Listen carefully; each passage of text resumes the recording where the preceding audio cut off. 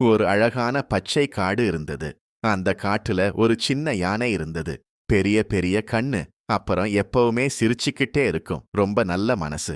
காட்டில் இருக்கும் எல்லா மிருகங்களுக்கும் அது நல்ல நண்பன்.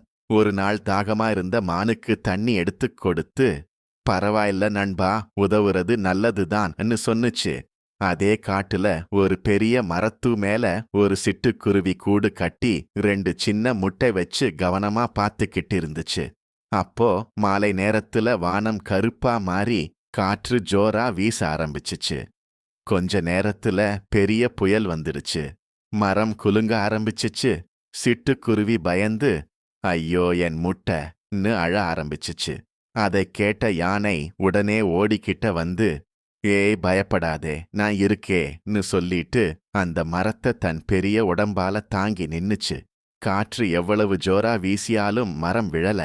கொஞ்ச நேரத்துல புயல் அமைதியாகி மேகம் விலகி சூரியன் வெளிச்சம் கொடுத்துச்சு.